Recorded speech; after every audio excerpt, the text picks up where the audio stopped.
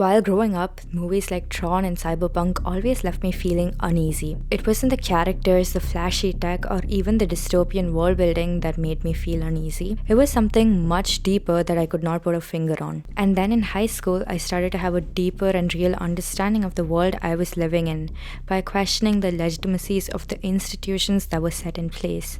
That's when the same uneasiness resurfaced. Deep down, I felt like this make believe of Cyberpunk and Tron very much had the potential to be a reality, and none of us are gonna be ready for it.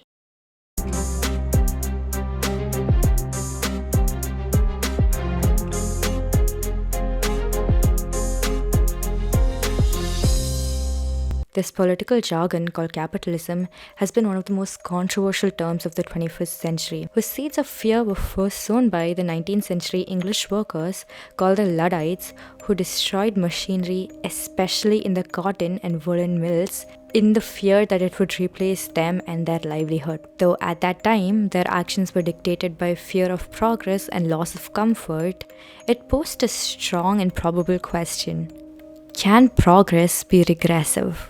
Surely not. Capitalism isn't a pillar that was constructed overnight. During the Middle Ages, economies operated under feudalism or land ownership, and then transferred its influence to mercantilism or state-regulated trade and colonial expansion, thus laying the groundwork for capitalism through global trade. With the Industrial Revolution in the 18th century, economic dependence shifted from agricultures to industries, leading to urbanization and mass production, which also grew wealth inequality and class division. By the late 19th century, corporate capitalism emerged, with businesses growing into monopolies, controlling entire industries like oil, steel, and railroads. These corporations became so powerful that they essentially dictated the rules of economy and, in many ways, the society. It was the framework that set the stage to capitalism that we live under today. How so? Well, let's look at our anime protagonist. No, not David Martinez, Jeff Bezos, obviously. Bezos, like any other anime protagonist, is an underdog who worked his way to the top amongst the world of rich bourgeoisie and billionaires, and who, unlike Bezos, was blessed with buffs, here being money. Jeff wasn't born into wealth. His parents came from humble backgrounds, dad 19 and mom 17, who fought to stay in high school while pregnant, later did night school while raising Jeff. Despite his challenging conditions, Jeff graduated school as a valedictorian and later university with a 4.2. His starting point is the same as Martinez, a mother who sacrifices her entire life for providing access to the best possible education her son can get, and the son, who in fact is smart and full of potential to bring change in not just their lives, but the lives of others. But unlike Martinez, Bezos chose to conform to the norms. He worked in telecom, banking, hedge funds, and finally started Amazon. Bezos played the game, and he played it better than anyone before. And what did he get out of it? Quite literally everything. Apart from monopolizing over the online market services, Amazon has diversified over the years to become the everything store. The Amazon Web Services provide on-demand cloud computing systems to individuals, companies, and governments. Cooper Systems, a satellite internet provider, Ring, a home security and smart device manufacturer, Twitch, the largest video live streaming service, IMDb, an online database for anything relating to visual media, and even your local Whole Foods. And this is apart from your household names like Prime Video, Kindle, Audible, and Amazon Music. Through its vast collection of services, Amazon has become a surveillance powerhouse, collecting unprecedented amount of data from its users. Every click, every purchase, every review, they're all meticulously tracked and analyzed. They're extracting data from every moment of your relationship with each product they create, using it to make your experience as good as it can be. This shouldn't be a bad thing, right? Just because Amazon's a tech conglomerate like Arasaka doesn't mean it's also comically evil. Amazon has quite literally learned what its consumers want and is providing every service available to cater to it. They've made our lives so much more convenient and created millions of jobs. Heck, their entire company motto is consumer obsession, serving consumers exactly what they want at any given second, at any point in time, anywhere. But how do they know what we want, even before we do? But I say as if it's a bad thing. I mean, digital surveillance is icky, but it provides better services and products for us. So, does it even matter? It's nothing more than data collection and optimization, and that's not illegal. Well, problem number one is overconsumption. As humans, we don't need every single thing we see. In fact, we don't need half the products that we own right now. But what happens is that based on our likes and our saves, more products that are similar to it are introduced to us, and far more products than we can ever grasp, let alone buy, are presented to us. With so much data overload and so much products inside, probabilities of compulsive shopping, impulsive purchases, addiction to shopping is a real thing, and that as well. All of these problems arise, thus leading to overconsumption, far more products produced, far more products bought, and far less products actually used. Now, the second problem that arises is far more serious, at least for me, and that is what they use our data for apart from the services and products that they sell us. Now, this information collected is not just used by Amazon and not just collected by Amazon, it's collected by all the online websites and services that we access. And this vast pool of information collected is stored in a digital ecosystem where algorithms access it to do more than just sell us products. It's used by news feeds, social media, and even the ads that's presented to us. And why would this be a problem? Let's take an hypothetical example to understand this. Say you buy a protein powder from Amazon, since Amazon's like the company we started out with. So this information collected shows that you're interested in health and fitness. So when you get Instagram reels or TikToks about health and fitness, those influencers, and you start to interact with it, the algorithm registers that yes, you have a solid interest in it. But soon you get content that's slightly wider but still interlinked with health and fitness. Say fitness influencers who talk about male loneliness, where they introduce the topic of loneliness and how it can connect to women. And then you find yourself in a rabbit hole of red pill content that constantly spews out the same rhetoric, creating echo chambers. And this isn't isolated just to fitness. I started to consume a lot of Hello Kitty and Sanrio content because I love the aesthetic. Then soon I got like Instagram reels about Sanrio and Hello Kitty girls, and it was super cute.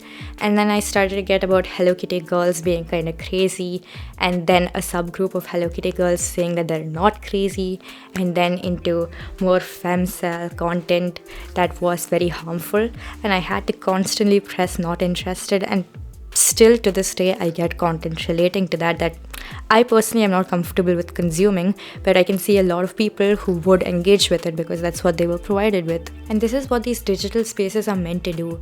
It's supposed to keep you engaged and on their platform as long as possible. And nothing gets more attention than polarizing negative content or echo chambers. But it's not like AI is like this faceless villain that's out to get us. End of the day, it's just a program to keep us on the platform and provide us with content that we engage with the most. But unfortunately for us, humans tend to engage with a lot of sensationalized or negative content. And this comes from a phenomenon called negativity bias. It's our tendency to prioritize negative information over positive information as part of an evolutionary survival trait. When we were pre-humans, our survival depended on our ability to recognize dangers and our quickness to respond to it. But most of us don't live in a world where our basic survival is at stake. Thus, we don't need this trait because we don't need to be hypervigilant as our forefathers or ancestors. But our brains don't know that, especially given that modern stressors put us constantly through flight or fight mode, thus making us always look out for negative information. Thus, a simple Hello Kitty or fitness reel can soon turn into something far more harmful. So just through the analysis of how much time we spend looking at the reels can determine which content grabs your attention the most and how much of it we consume. Thus, inadvertently provides you with more harmful content that puts you at fight or flight, at the same time makes you feel as though those extreme content you watched is the only existing reality. And with more and more people consuming content of the extremes, more and more people feel unsafe and adverse to each other, leading to a general unrest in a state. And unfortunately, this is the inherent issue with capitalism. It's not that Jeff Bezos is a bad guy or AI is out to get us. It's that we all live and actively participate in a system that's parameter of success is money and money only. Thus create products, services, and systems that are conditioned to make profit at any cost. And that cost can come at our adversity. With money, you get more opportunities and ability to influence progress.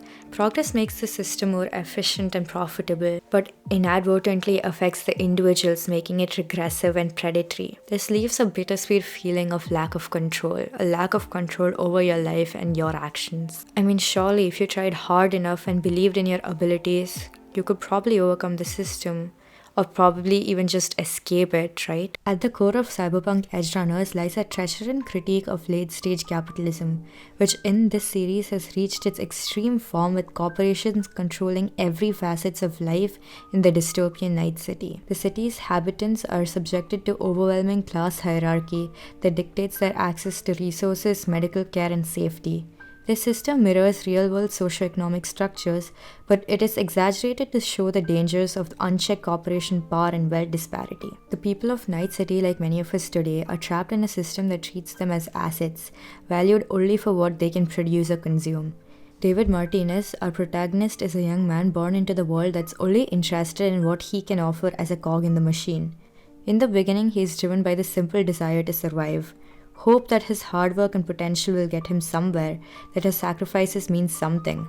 But as he rises through the brutal hierarchy, he realizes his worth is measured solely by how useful he is to the corporations, how well he can serve the interests of those with more power and more money. This echoes the reality many of us face today, working endlessly to stay afloat while the wealthy amass even more resources. In a way, David's journey reflects a kind of disillusionment. He starts out with dreams of breaking free, of rising above the circumstances, only to find that the system doesn't exploit him, it actively destroys him. The notion of progress, the idea of hard work and grit will inevitably lead to better life, is weaponized against him. The higher he climbs, the more humanity is stripped away from him, replaced by machinery and modifications that enhance him, yet leave him less and less of himself. While the technology promises progress, it often comes at a cost, like David's gradual loss of control over his body and mind. This loss of identity isn't just a sci-fi concept.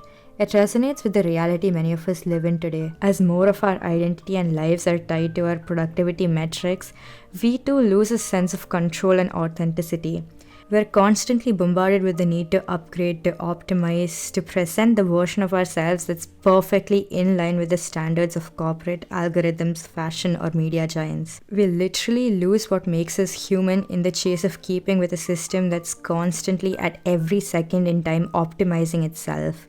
In fear of being left behind, in hopes of gaining financial stability, or to even gain the fraction of an influence these conglomerates have, just to have some kind of control over our lives. David's struggle against the corporations of the Night City isn't just his story.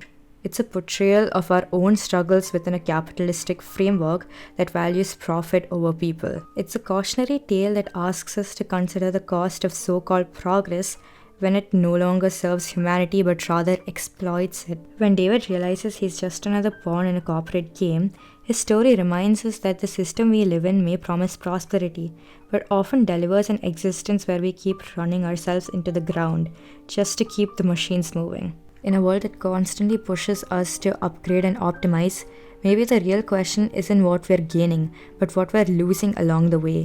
After all, when progress comes at the cost of our humanity, is it really progress at all?